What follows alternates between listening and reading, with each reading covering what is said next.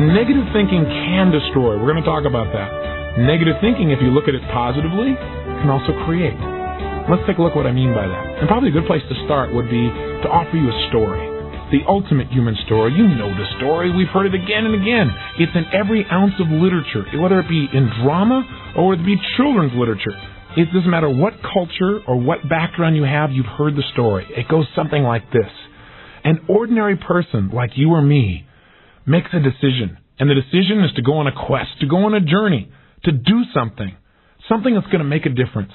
And in this ordinary journey, this person does extraordinary things and becomes a hero. How does it happen?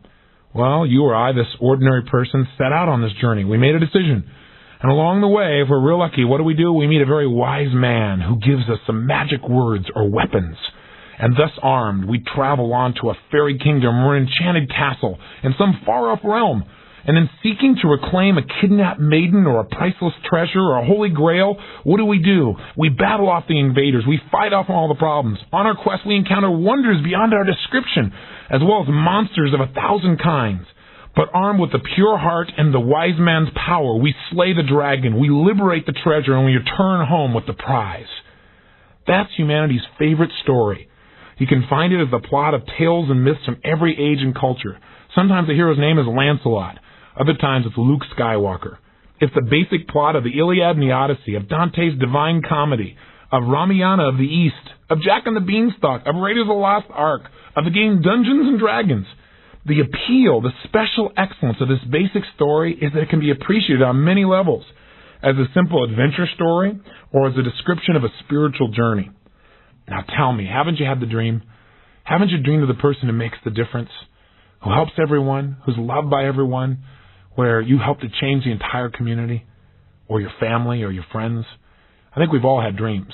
The question is, where do they go? See, for most people, they had dreams when they were a kid.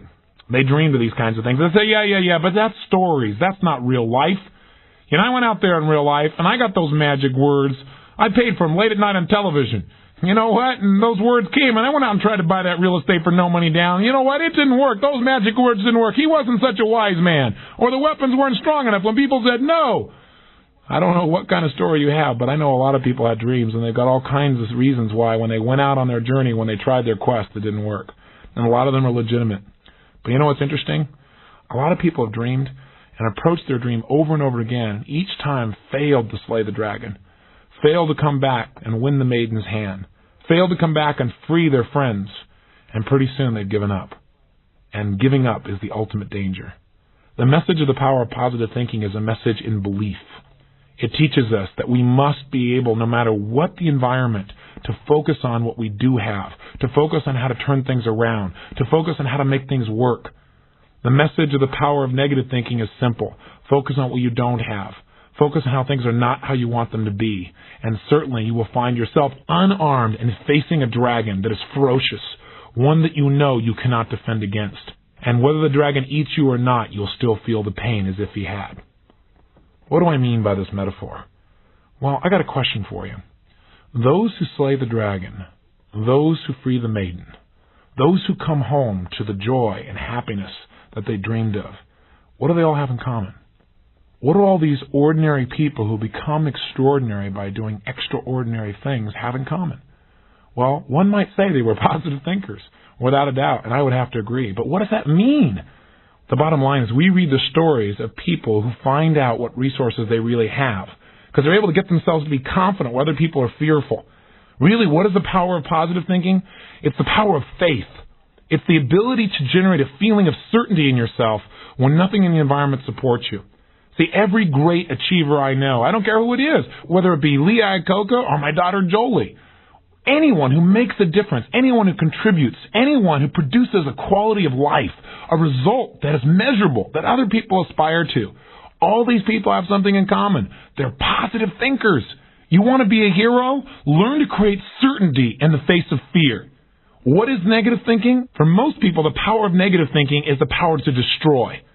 The power of negative thinking is really the ability to allow yourself to operate from fear instead of faith. And that is when your life falls apart. Out of fear, most people constantly focus on the worst that could happen. anticipate it in advance, and thereby try to avoid even participating in something where they may not end up on top, where they may not achieve, where they may not be able to make things work the way they've dreamed them. But see, the greatest way in the world to never achieve your dreams is to never take the first step. The greatest way in the world is to make sure you create nightmares about your dreams, and allow those nightmares, your fears, to slowly eat away, to cut away at your courage, your power, your decision, your ability to move forward. And I got to tell you, I think most people in our society have learned to become negative thinkers.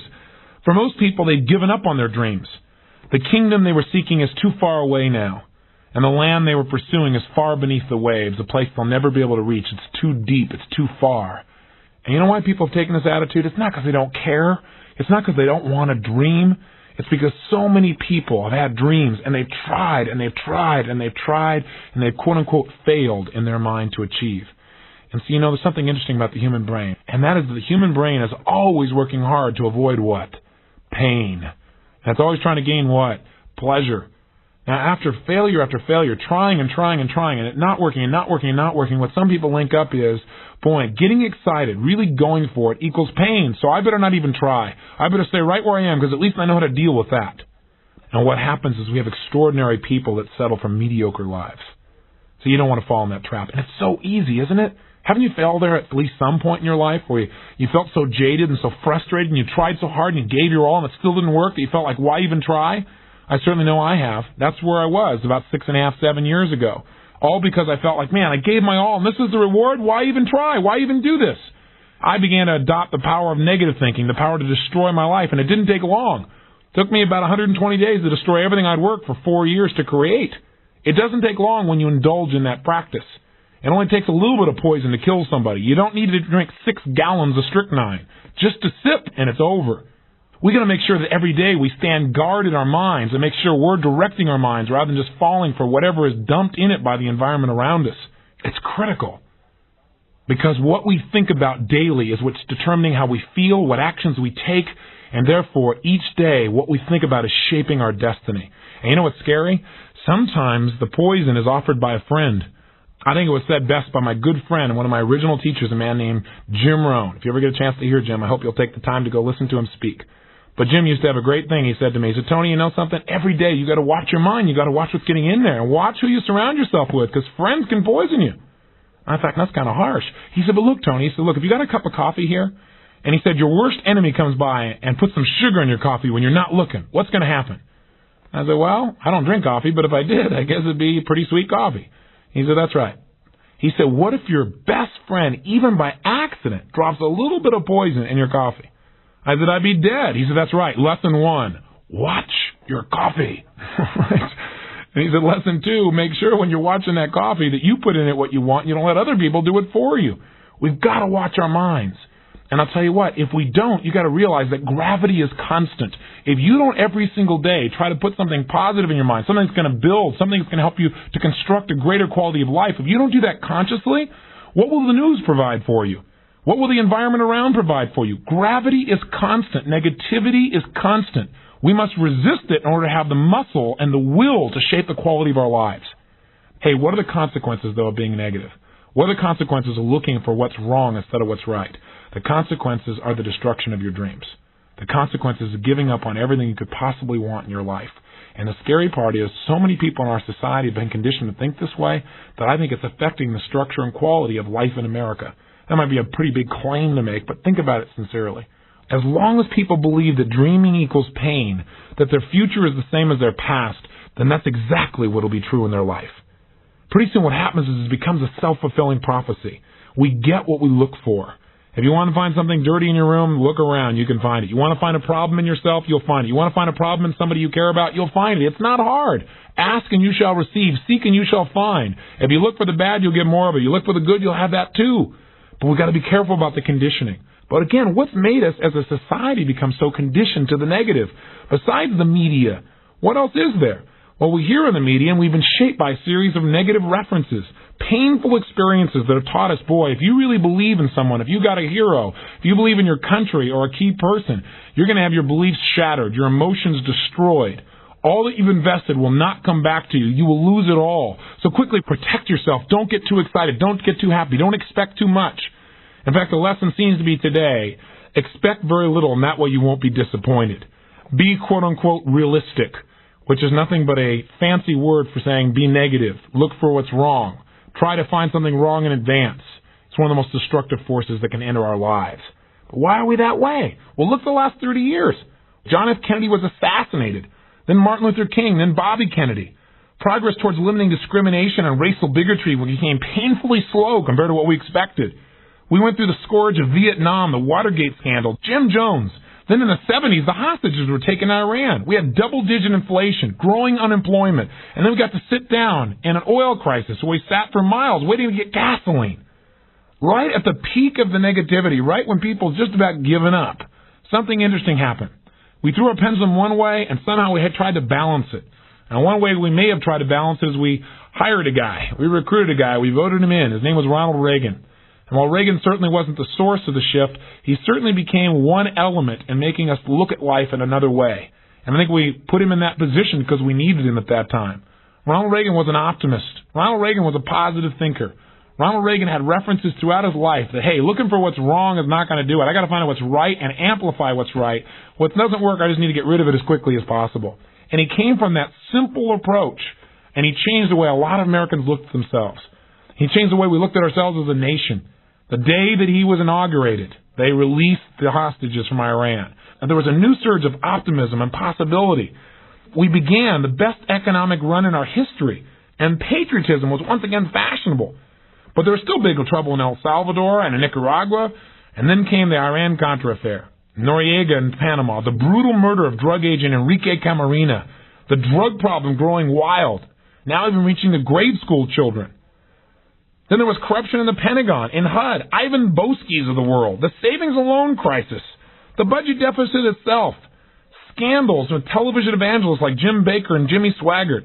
See, after a decade of things like that, those kinds of experience, a lot of people say, why even try? If you believe in anything, if you put yourself on the line, if you try and learn something from someone, you have somebody who's a hero, that hero is just going to disappoint you. You better not have any role models because they're just going to hurt you. Make sure you pick an anti-hero. That's the only way to really succeed. And we have articles like in the USA Today. I picked up one that I saved the other day. It was from November 27, 1989. You know what they said about the 80s? Here's the opening paragraph. The 80s were the years of excess. We swaggered through our portals and grabbed as much as we could as fast as we could. We were greedy and gluttonous. And as long as we wore starched shirts, we could belch at the dinner table. Listen to the kind of paragraph. And it goes on and on and on about how horrible people were in the 80s. Leaves out a few things, doesn't it?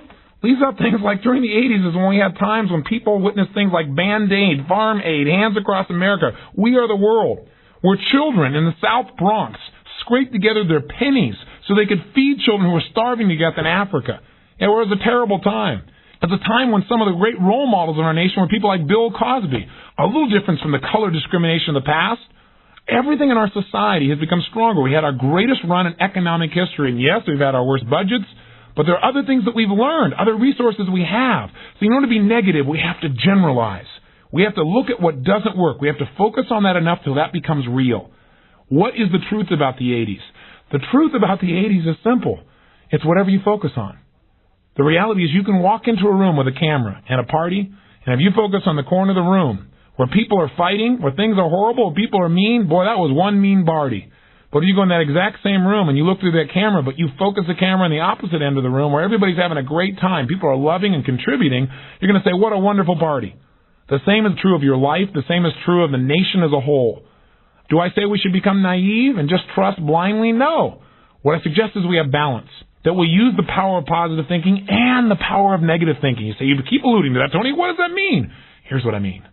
Here's how we do with our life in a way that I think is intelligent and works. Step number one in life, see life as it is. Now I say see life as it is, here's what I mean. See as it really is. Don't make it worse than it is and don't make it better than it is. Just see things as they are. To the best of your ability, it's still not going to be accurate. But look at things. You got to notice where you are. But don't make it worse than it is because all that does is make you feel overwhelmed and want to give up. Step two, see it better than it is. Use the power of positive thinking. That is, develop a vision in your mind of how you want things to be. Get clear about what your goals are. Get clear about what that dream is. Get real specific. And with that precision, with that power, with that vision, when things get tough, you can look at that vision and you'll know what you're going for. It'll pull you through the tough times. And step 3, make it like you see it. Take your world from where it is and make it like the vision you have. You can't get stuck on the past. You can't get stuck on what used to be done to you or someone used to disappoint you. That's a great way to make sure you never go for it. Classic example, lady in one of my seminars one time. She raised her hand, asked people, what do you want? She goes, well, I'd like to be closer to my husband. I used the precision model. I said to her, well, what prevents you from being more close to him? She goes, well, I don't know. I said, well, if you did know, what would you say? She said, well, I'd like to be closer to him, but, he just never seems to be close to me. I said, ma'am, what would you need to do to be closer to him? She goes, well, I don't know. I guess I'd have to just treat him better. I said, well, why don't you do that? She goes, well, I don't know, because if I treat him better, he may not treat me better. If I'm really loving to him and I give my all, he may not give his all. I said, so great, ma'am. If you never give 100% to your husband, 1,000% of your commitment, of your love, why should he ever give 1,000% to you? She goes, well, I'll meet him halfway. It'll never happen. See, the way to make a relationship work is not to meet somebody halfway. You got to give 1,000%. If you give 1,000%, you're creating the place for them to have 1,000%. Out of her fear that he may reject her, or that she may give her all and he may leave her anyway, she doesn't give him enough to make him want to stay. And the relationship will end. Our fears, whatever we focus on, we get. We got to break out of that. See it as it is. See it better than it is. Make it the way you want it. So let me give you 5 steps to really utilizing the power of positive thinking, even though I said this is about negative thinking. And then let me show you how to use negative thinking in an assignment. How to make negative thinking something that's useful for you. So step number 1, decide to develop the habit right now, the habit of focusing on what's right in your world instead of what's wrong. The habit of focusing on what you do have instead of what you don't have in a situation. And as basic as that is, and as well as you know it, you've got to make it a habit. Because those habits form the chain of your ultimate character, of who you become and how you end up living your life. We've got to condition ourselves, because if we don't, we'll go back to the automatic state that most people live in today's society. The way to develop the habit is to go on a mental diet. I did this several years ago. As positive as I was, and I was going through unbelievable pain at the time. I'd had some major disappointments, some frustrations. I felt like I'd given it all. But what turned me around is one day I picked up this book called The 7-Day Mental Diet. It was a little tiny little booklet. And all the booklet really did was, for about 12 of the 14 pages, it challenged me to really see if I could really truly, for 7 days, live my life without one negative thought. And it kept saying throughout the book, now don't just say, yeah, I can do it, and don't just say, I'm going to do it. Think for a while before you commit to this. Don't actually commit unless you're really going to do it for 7 straight days no matter what. It doesn't mean you don't have a negative thought. It just means that if you have a negative thought, you don't speak it. You set it aside. You forget about it. Or you replace it. If you say something negative, you go erase. What I really mean is this. Or you say, that's not what I mean. Here's what I mean is this. And you immediately focus on something good. It's not that nothing negative ever comes out. It's that you immediately do not allow yourself to hold a negative feeling, a negative thought for 7 straight days, day and night, even when it gets tough. Even when somebody disappoints you, even when you get frustrated, even when you give your all and it still turns up lousy. Listen, if all I did was rant and rave on this tape and you didn't listen to anything else I said, but you took on this 7-day challenge, you can't believe what it'll do to your life. Now, I got to tell you, when I first read the book, I thought, wait a second, being positive isn't going to change my life. I got to deal with the real problems around me, those real challenges that are out there. I don't want to just be positive. Somebody says, how's it going? I go, I'm doing great. And they go, why? You go, I don't know, but I just feel good. I don't want to be that way. I want to be real. I want to be on top of things. But you know what? I thought, wait a second. I can be positive about solutions. I can still notice that there's some challenges out there without being negative about it. I can look at the challenges and say, okay, here's what's good about this. Here's how we can use this. Here's how we can turn this thing around. And continue to focus on that. So I took on the challenge for 7 days, changed my life. Now, by the way, one of the keys is you have to have 7 straight days of being absolutely positive. Not one negative thought, not one negative expression that you hold on to. Got to let go of it immediately. If you do not do this, if you're 3 days into it and you do well, and then you have a bunch of negativity, you got to start over. And you know what? After you go about 4, 5, 6 days in a row doing really well, something major negative is going to happen. How's that for some positive programming? But what it is a test to see how committed you really are. I'll tell you something. After 7 days, you feel like a different person. People around you respond to you like you're different as well. All you want to do is establish the habit of noticing what you do have instead of what you don't have. Noticing what's great about a situation versus what's not great. Focusing on solution instead of problems. That's what changes your life. Here's key number 2. Instead of judging yourself and others, decide, remember these are decisions, decide right now to become curious instead of judgmental. But remember, when you find fault in other people, when you start noticing constantly how they've wronged you, how this person is not good enough, or they're too egotistical, they're too proud, or they don't really care about people, as soon as you start judging other people, you just got to remember something. If you start judging other people, you're going to also start judging yourself intensely. If you're angry at other people, there's a very good chance you're angry at yourself as well.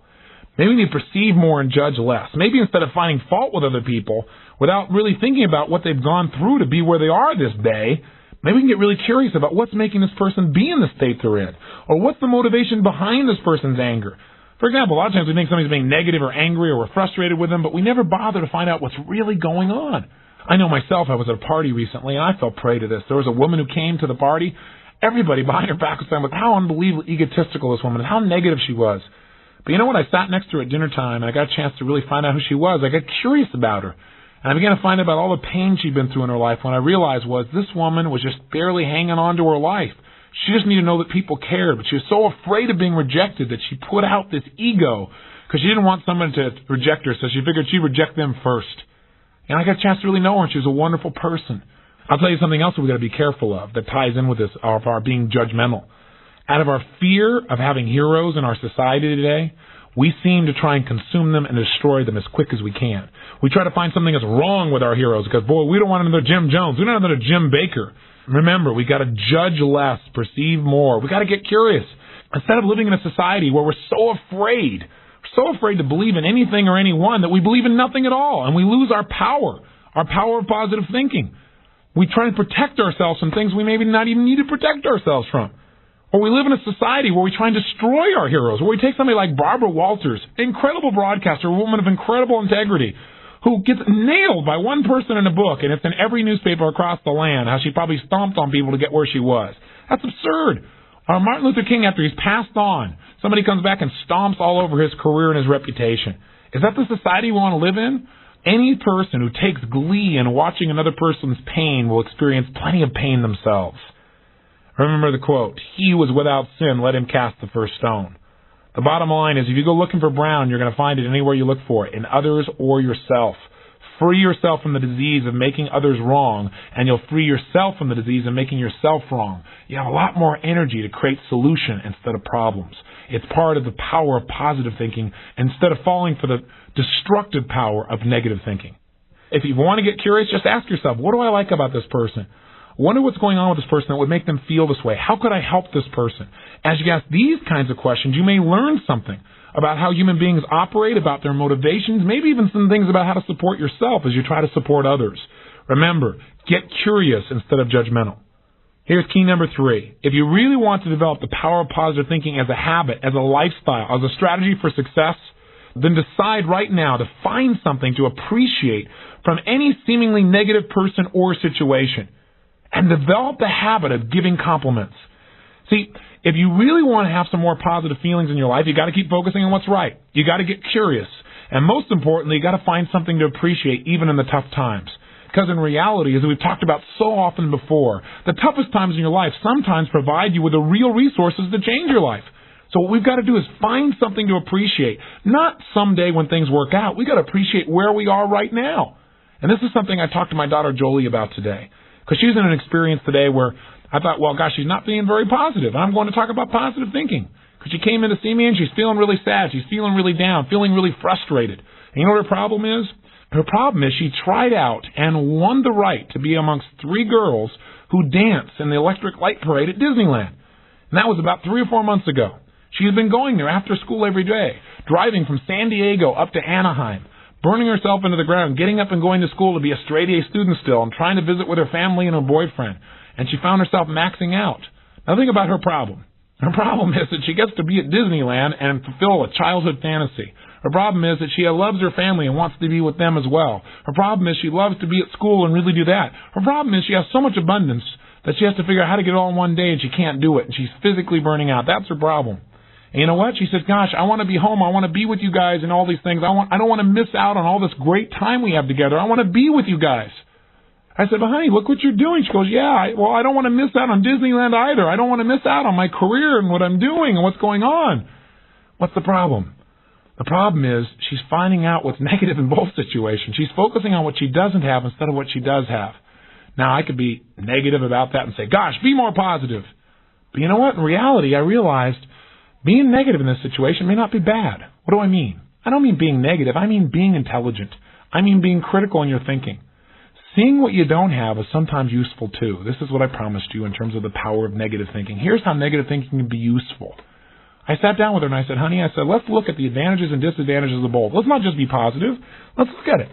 The whole thing is positive. Let's know that no matter what you choose, you've won. You have what most people dream about. But for a moment, let's be a little bit critical. What do you love about Disneyland? What's great about it? What is it giving you? And let's ask the question that maybe we don't ask very times when we're just being purely positive. What isn't it giving you? What are you afraid about? What are you missing by being there? What's great about being at home more? What's great about those things? What's not great about that? Be honest. If you were there, what might happen that's not good? What might you miss out on? And you know what? By getting her to use both positive and negative thinking, or to be more accurate, positive thinking and some critical thinking, looking at what isn't there for the moment, what she is missing out on, and allowing that pain to motivate her, she was able to clarify what's most important in her life and what's the best way to do that. And she came up with a plan that totally empowered her. After a couple hours of conversation and fun, she looks better than she has in about 6 months because she's finally resolved what's most important. And sometimes just being positive and keeping a stiff upper lip isn't enough. Sometimes you got to stop and say, I am positive. I'm going to approach this from a positive way. I'm going to stay in a positive state. But I'm going to ask some questions some people may think of as negative, which is, what isn't working?